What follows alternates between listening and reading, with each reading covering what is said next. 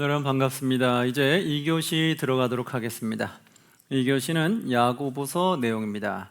야고보서는 5장으로 되어져 있습니다. 자, 야고보서 한번 우리 교재를 보도록 할게요. 교재 야고보서 한번 피시고요. 성경책도 야고보서를 펴주시면 되겠습니다. 자, 교재 야고보서 보시면 밑에 개론에 뭐라고 쓰여져 있냐면 야고보서는 AD 62년경에 쓰여진 걸로 보고 있고요. 예수님의 동생인 야고보로 알려져 있어요. 그리고 초대교회 지도자로 알려져 있습니다. 예루살렘에서 기록된 편지이며 흩어진 12지파 유대 그리스도인들에게 보낸 걸로 알려져 있습니다. 핍박 가운데 신앙을 잃지 않고 끝까지 인내하는 믿음, 실천하는 믿음을 가르치고 있습니다. 신약의 잠언이라고도 불려져 있어요. 우리 히브리서는 신약이 뭘로 불려진다고요? 레위기로 불려진다, 그렇게 보이고, 야고보서는 신약이 뭐로 불려진다? 잠언으로 불려진다. 우리가 구약의 잠언을 좋아하신다면 신약에선 야고보서를 많이 읽어보면 뭔가 깨달음이 많이 오겠죠. 마태복음과 좀 가깝다 볼 수 있고요. 자, 내용 한번 들어갑니다.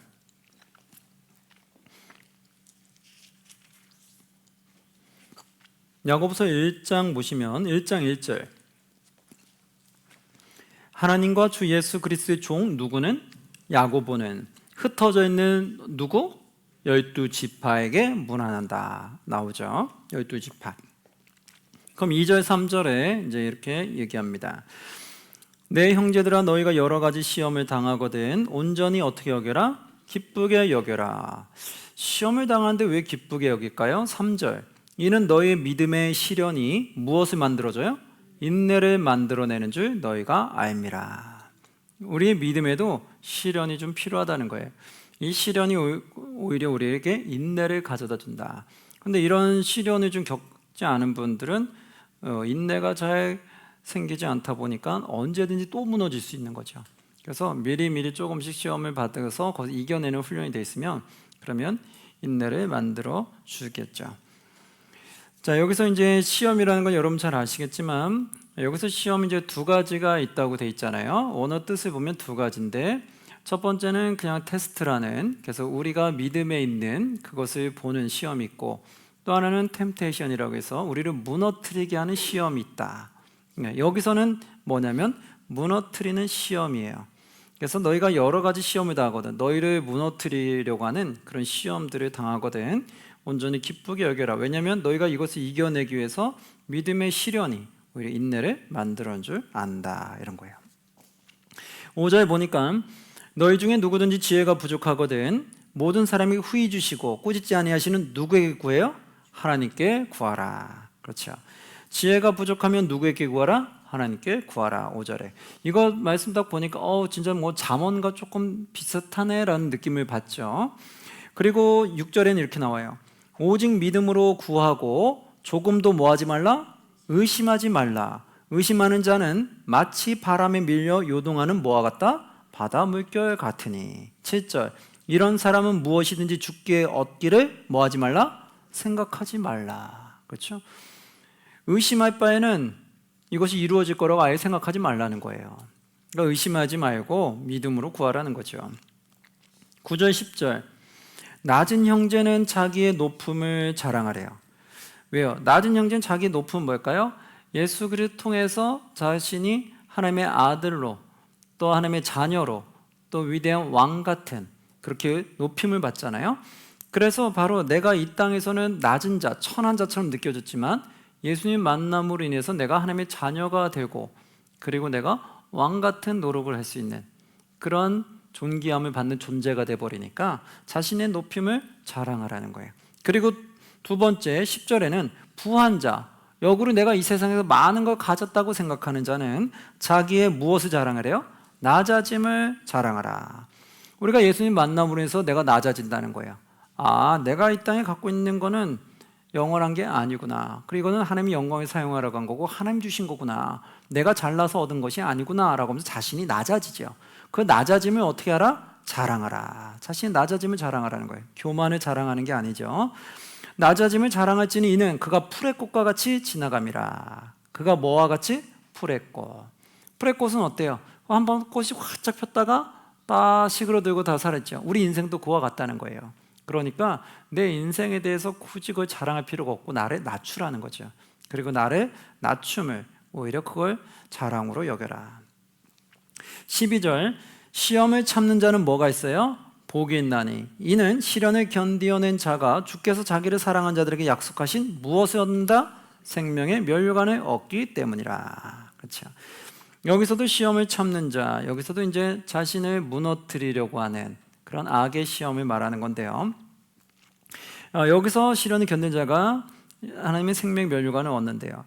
여기서 그래서 우리는 두 가지를 볼 수 있어요. 시험을 받을 때요. 첫 번째, 내가 잘 가고 있는데 이유 없이 받는 시험이 있을 수 있어요. 욥과 같이 나는 하나님 잘 섬기고 있는데 나에게 어려운 고난이 올 수 있어요. 근데 그것도 잘 이겨내면 결국 생명의 멸류관을 얻게 되고, 두 번째는 내가 정말 잘못해서 오는 그런 고난들이 있을 수 있어요. 내가 잘했으면 오지 않을 문제들이 내가 잘 못함으로 인해서 나의 모난 것으로 인해서 그래서 문제가 발생되는 그 어려움이 있을 수 있다. 그래서 내 인생에 어려움이 찾아오는, 나를 무너지게 만드는 그 어려운 시험이 즉 나의 못난 것 때문에 올 수도 있다는 거죠. 그런데 그것을 그럼 회개하고 돌이키고 이겨내면 결국 어떻게 된다? 생명의 멸류관을 얻는다. 그래서 나의 잘못을 오히려 고치고 회개함으로 말미암아 하나님 앞에 더 온전한 자로 나아갈 수가 있는 거죠. 그래서 시험은 어떤 시험이어도 우리는 어떻게 해야 돼요? 무너져야 돼요? 이겨내야 돼요? 그렇죠. 이겨내야 됨을 말하는 거예요. 14절 15절 보면 많이 하는 구절일 거예요.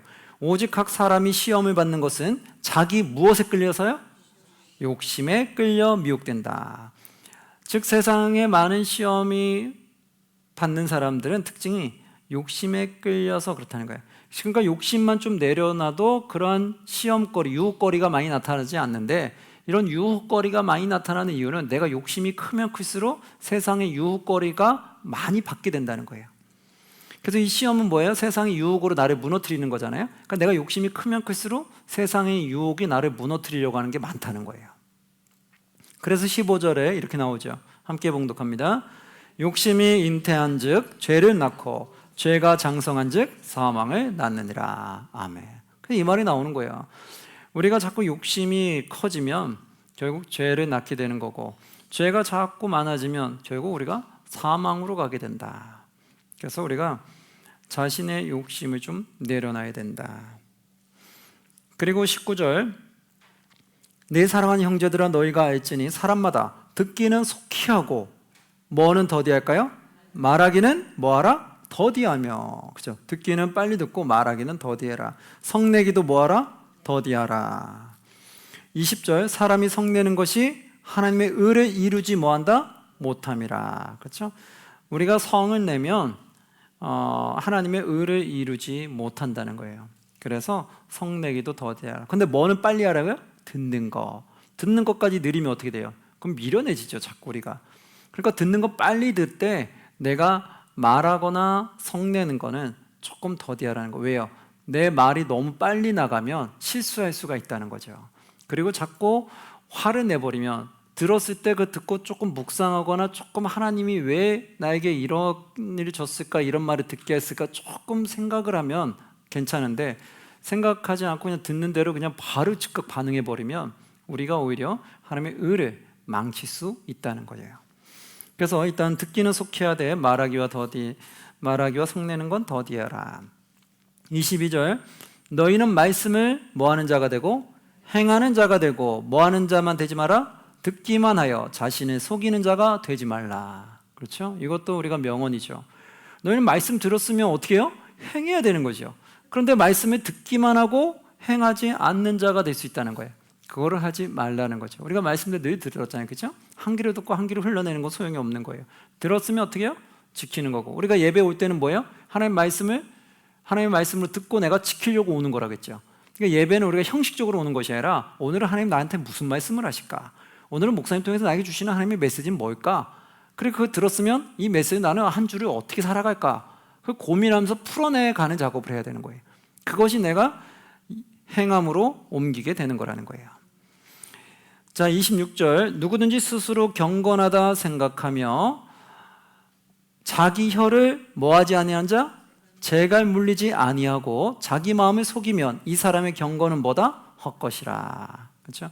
그러니까 즉 자기가 경건하다고 생각하면 할수록 혀에 뭐를 물려야 된다는 거예요? 재갈을 물려야 된다. 이해됩니까? 정말 잠언서 같은 말씀이잖아요. 그렇죠?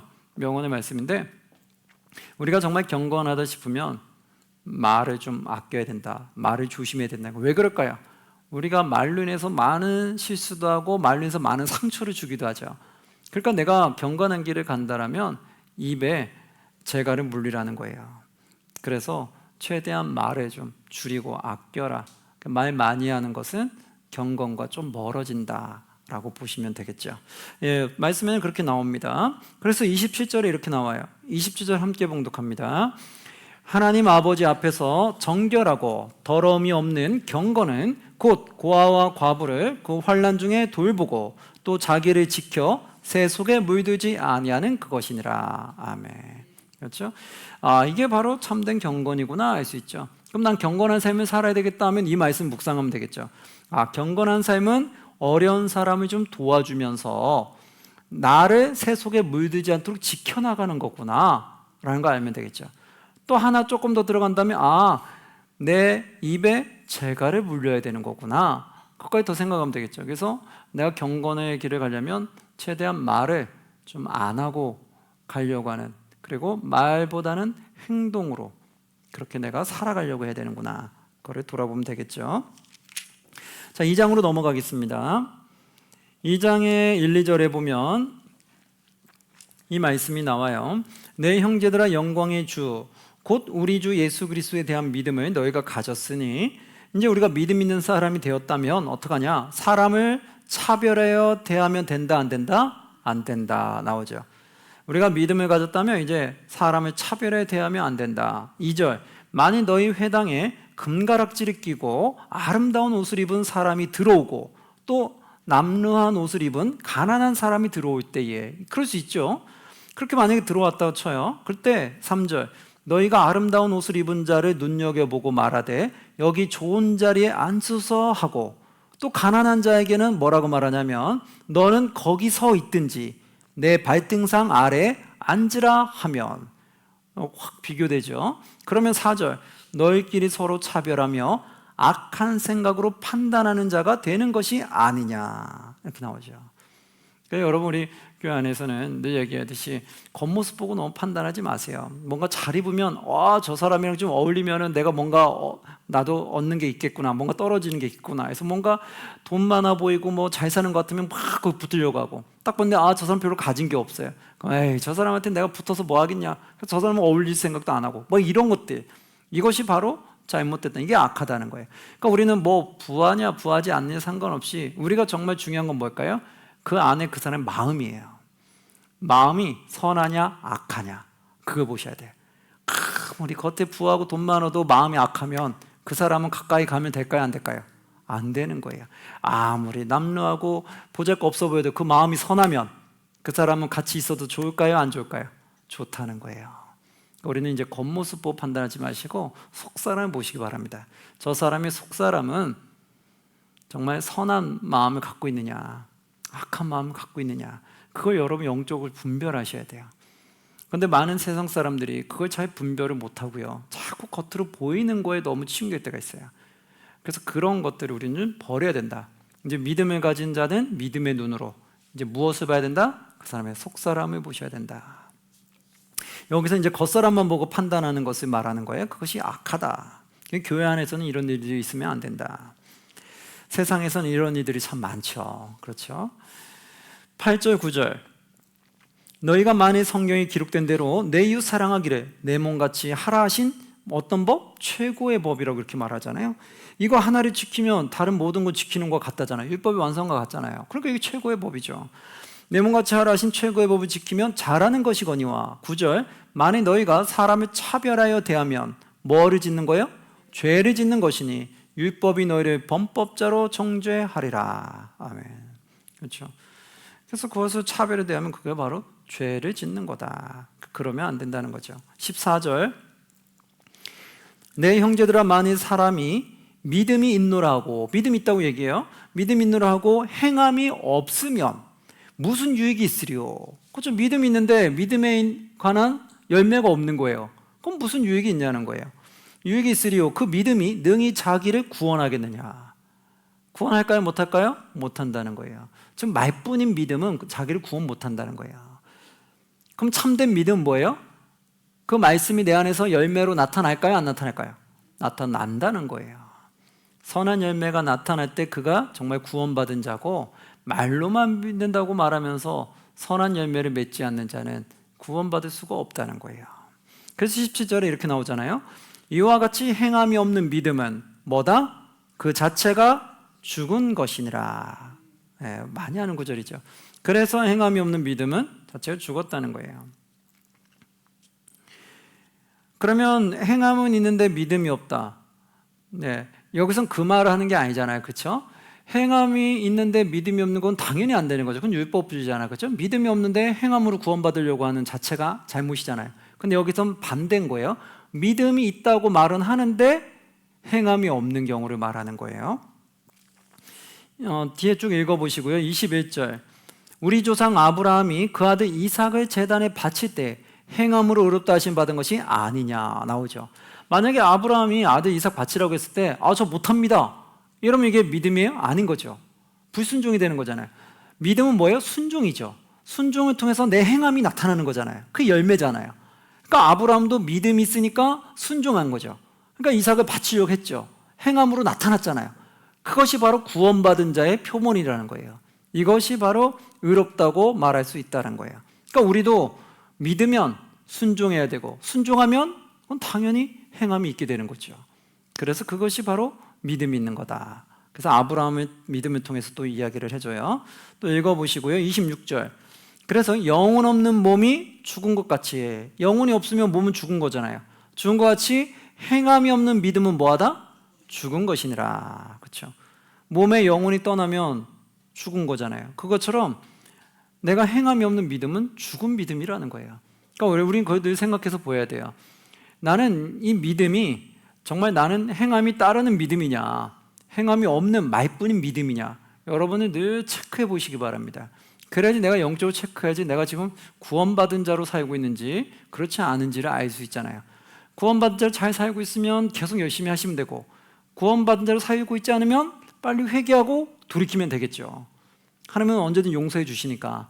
그러니까 빨리 하나님 나를 부르기 전에 빨리 회개하고 돌이켜서 하나님 말씀대로 다시 살아가시면 되는 거예요. 3장으로 갈게요. 3장 1, 2절에 이렇게 나옵니다. 내 형제들아 너희는 선생된 우리가 더 큰 심판을 받을 줄 알고 선생이 뭐 되지 말라? 많이 되지 말라. 그러니까 다 뭔가 선생이 되면은 뭔가 화려해 보이고 앞에서 막 가르치니까 막 자기가 드러나는 보이고 막 좋아하는 것처럼 보일 수 있죠. 그러나 아무나 선생 되지 말라는 거예요. 왜요? 선생된 자가 뭐가 더 많아요? 더 큰 심판을 받을 줄 알아라. 왜요? 선생된 자는 그만큼 책임이 있잖아요. 성도들을 올바른 길로 인도해야 되는 책임이 있잖아요. 그럼 책임 있는 만큼 하나님이 그만큼 책임을 더 물으신다는 거예요. 그래서 정말 나는 선생으로서 책임 가지고 사명을 가지고 뛰겠다, 하겠다라는 마음이 없으면 선생 되지 말라는 거예요.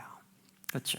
그래서 이와 비슷한 게 뭐가 돼 있어요? 교회 안에서의 직분도 그와 같은 거잖아요. 내가 직분 받을 때 난 직분자로서 열심히 뛰겠다라는 그 사명 의식이 없으면 직분은 받을 필요가 있는 거예요, 없는 거예요? 없는 거죠. 그냥 직분 받아놓고 책임을 완수하지 않아서 우리 하나님의 책망만 더 받으면 안 받는 것만 못하다는 거예요.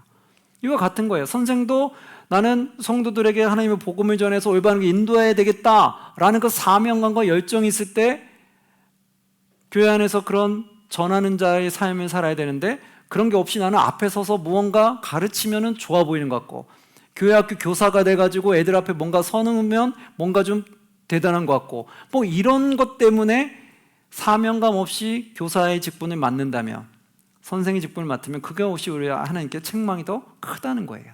그래서 교사는 책임을 갖고 해야 돼요. 나에게 맡긴 이 아이들을 하나님한테 제대로 인도하겠다 라는 책임을 갖고 우리는 움직여야 된다. 바로 그 말을 하는 거예요. 왜요? 책임감 없이 앞에 보이는 것만, 화려한 것만 좋아하는 사람들이 있을 수 있으니까. 2절, 그러면서 또 이렇게 얘기하죠. 우리가 다 실수가 많으니 만일 말에 실수가 없는 자라면 곧 어떤 사람이다? 온전한 사람이라. 능히 온몸도 굴레 씌우리라. 그래서 우리가 실수는 많은데 말에 실수가 없는 자면 곧 온전하다는 거예요. 이만큼 말이 참 중요하다는 거예요. 그래서 가르치는 자도 말을 참 조심해야 되고, 그리고 우리도 믿는 자로서 또 말 조심해야 되고. 계속해서 강조해 주죠. 한번 쭉 읽어보세요. 그 말, 혀의 중요성이 무엇인지 뒤에 쭉 나와 있어요. 한번 읽어보시고요. 10절, 한 입에서 찬송과 저주가 나오는도다. 내 형제들아, 이것이 마땅하지 아니하니라. 그렇죠? 어떻게 내 한 입에서 찬송과 저주가 나올 수 있냐는 거예요. 내가 하나님을 영접했으면 이제 내 입에서 찬송이 나와야지. 영접해놓고선 또 찬송과 저주가 같이 나오고 있어요. 그럼 이게 어떻게 합당하냐는 거예요.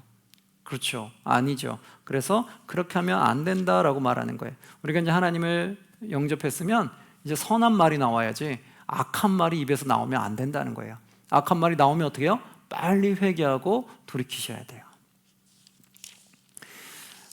좀 읽어보시고요. 13절, 너희 중에 지혜와 총명이 있는 자가 누구냐? 그는 선행으로 말미암아 지혜의 온유함으로 그 행함을 보일지니라. 하나님께 받은 지혜와 총명이 있다. 그러면 무엇으로 말미암아? 선행으로 말미암아. 하나님께 받은 지혜와 총명이 있다면 너의 모습 속에 선행이 나와야 된다는 거예요. 만약에 그렇지 않다. 16절, 시기와 다툼이 있는 곳에는 혼란과 모든 악한 일이 있음이라.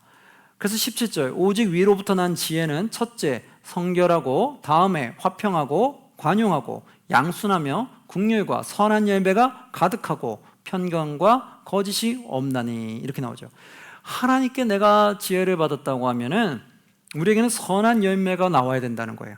근데 하나님께 지혜를 받았다는 것은 나에게 시기와 다툼, 이런 악한 모습이 나타나면 하나님께 받은 지혜가 아니라는 거예요. 4장으로 넘어갑니다. 4장 1절에 보면 너희 중에 싸움이 어디로부터, 다툼이 어디로부터 나느냐?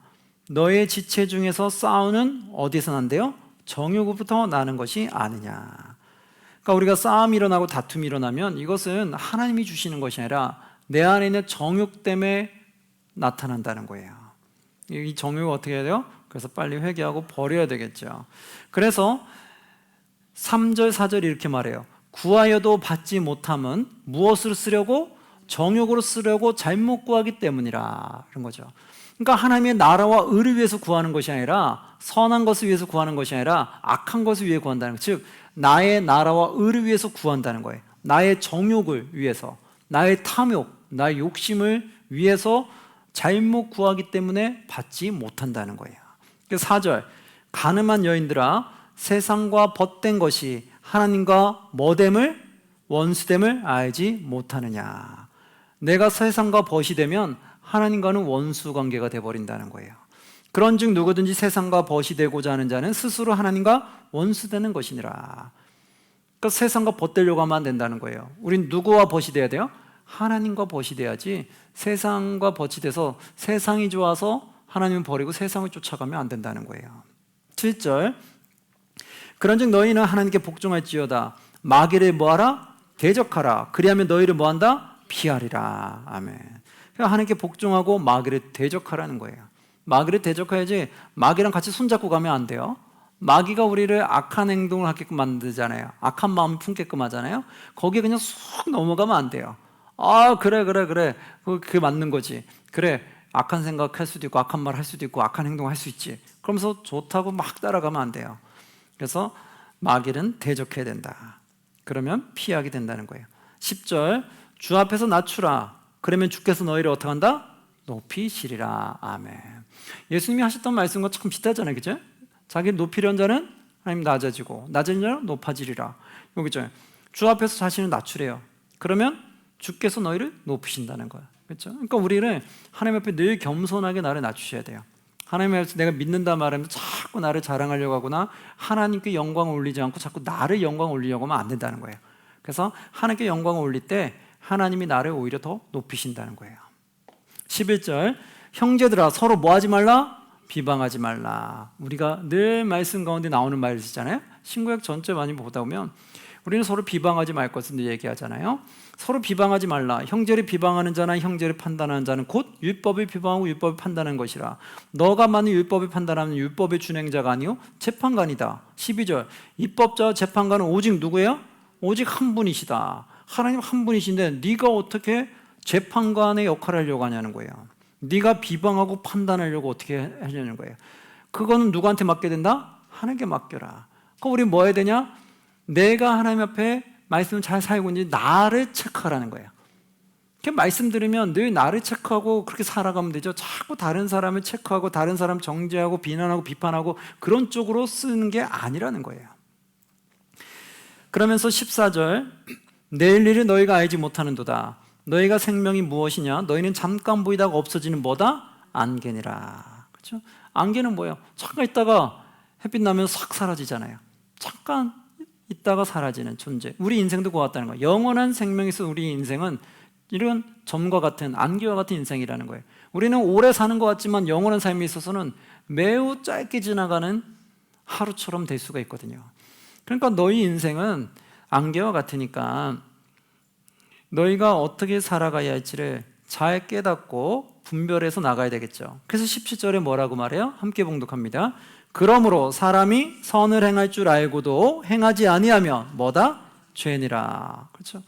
선을 행할 줄 알고도 행하지 않으면 죄다. 선을 행한다는 건 어떤 말이에요? 그냥 1차원적으로 세상 사람들이 말하는 것처럼 착하게 사는 거 그거 하나인가요? 아니죠. 여기서 선을 행한다는 건 뭐예요? 누구의 주인으로 모시고? 그렇죠. 하나님 주인으로 모시고 어떤 길로? 말씀대로 살아가기 위해서 노력하는 그 길을 말하는 거죠.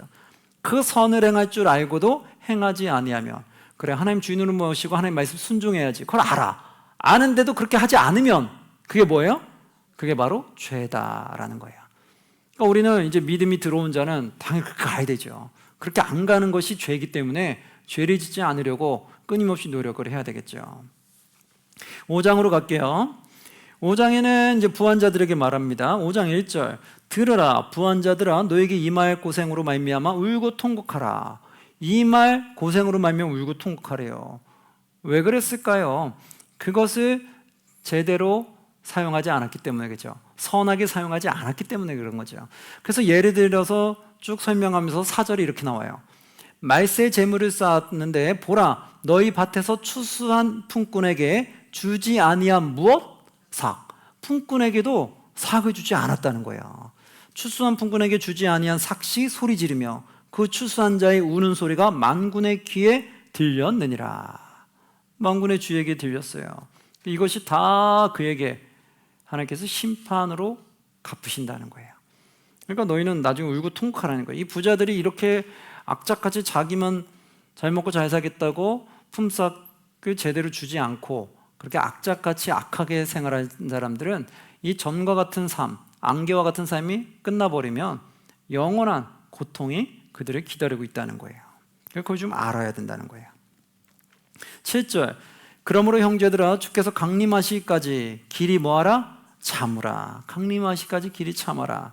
보라 농부가 땅에서 나는 귀한 열매를 바라고 길이 참아 이른 비와 늦은 비를 기다리나니 너희도 길이 참고 마음을 굳건하게 하라. 주의 강림이 가까우니라. 나오죠. 언제 주의 강림이 올지 아무도 모르잖아요. 그러니까 너희는 마음을 굳건하게 하라고 이야기하죠. 농부가 인내하며 기다리듯이 너희도 끝까지 인내하면서 길을 참으면서 가야 될 것을 말합니다. 11절 보시면 이렇게 나와요. 보라 인내하는 자를 우리가 뭐하다? 복되다 하나니 너희가 욥의 인내를 들었고, 욥을 들어서도 말해주죠. 욥의 인내를 들었고 주께서 주신 결말을 보았거니와 주는 가장 자비하시고 긍휼히 여기시는 이시니라. 그래서 너희는 끝까지 인내해야 할 것을 얘기하죠. 12절에 보니까 여기는 함부로 맹세하지 말라고 해요. 12절 보시면 내 형제들아 무엇보다도 맹세하지 말지니 하늘로나 땅으로나 아무 다른 것으로도 맹세하지 말고 오직 너희가 그렇다고 생각하는 것은 그렇다 하고 아니라고 생각하는 것은 아니라 하여 정죄받음을 답변하라 나오죠. 괜히 함부로 하늘에 맹세했다가 하나님 이름으로 맹세했다가 오히려 그렇지 않을 때 하나님께 화를 당할 수 있으니까 함부로 맹세하지 말고 그냥 그러면 그렇다, 아닌 건 아닌 것 같다, 그렇게 그냥 말해라.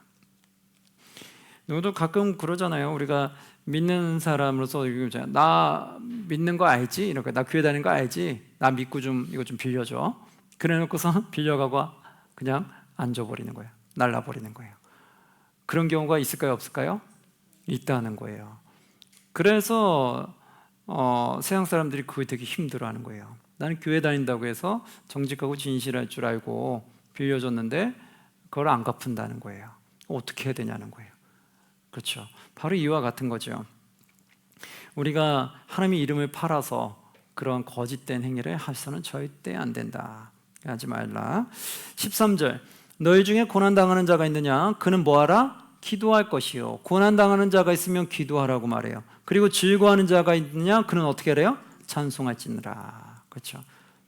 고난당하면 낙심하거나 불평과 원망하지 마시고 무엇을 먼저 해야 된다? 기도를 하시면 되고, 즐거운 일이 있을 때는 자기를 자랑하며 자기를 드러내고 과시하지 말고 누구를 높여야 돼요? 하나님을 높이라는 뜻이에요.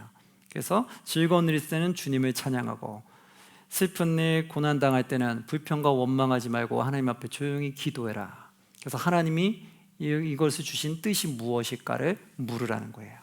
그래서 내가 잘하고 있는데 주신 거면 이걸 통해서 내가 하나님이 더 많은 걸 주기 위한 시간이 될 수 있고, 내가 잘못해서 일어난 고난이면 나를 회개시키기 위한 고난이 되겠죠.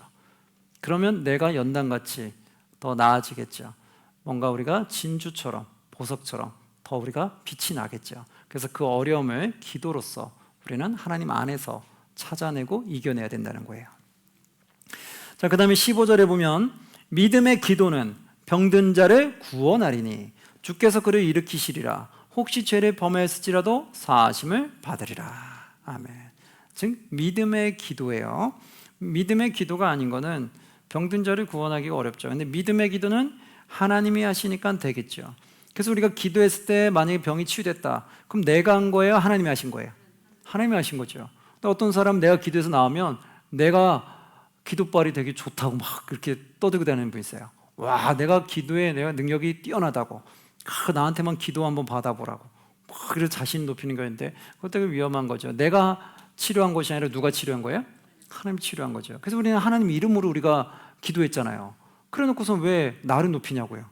하나님의 이름을 구해놓고, 그럼 하나님을 높여야지. 그래서 이런 착각하지 않도록 우리가 조심해야 되겠죠. 자, 그러면서 16절에 보면 그러므로 너희 죄를 서로 고백하면 병이 낫기를 위해 서로 기도하라. 의인의 간구는 역사하는 힘이 크다. 그래서 17절이 누가 드러났냐? 엘리야를 얘기하게 합니다. 엘리야는 우리와 성정이 같은 사람이로되 그가 비가 오지 않기를 간절히 기도한즉 3년 6개월 동안 땅에 비가 오지 아니하고 다시 기도하니 하늘이 비를 주고 땅이 열매를 맺어내리라. 아멘. 그래서 우리가 믿고 기도하는 의인의 기도는 간구는 역사하는 힘이 크다. 20절 너희가 알 것은 죄인의 미혹된 길에서 뭐하게 하는 자? 돌아서게 하는 자가 그의 영혼을 사망에서 구원할 것이며 허다한 죄를 어떻게 한다? 덮을 것임이라. 아멘. 그렇죠. 죄인의 미혹된 길에 돌아서게 하는 자, 그가 그 영혼을 사망에서 구원하게 되죠. 그리고 허다한 죄를 덮죠. 그가 하나님을 알기 전에 지었던 수많은 죄가 예수 그리스도를 통해서 다 씻음을 받게 되겠죠. 자, 이것이 이제 우리가 믿는 자로서 어떻게 살아가야 할지를 쭉 행동 지침을 좀 알려준 말씀이에요. 그래서 이것이 신약의 잠언서와 같다라고 이렇게 신학적으로 표현을 했습니다. 자, 오늘 여기까지 하고 마치도록 하겠습니다. 수고하셨습니다.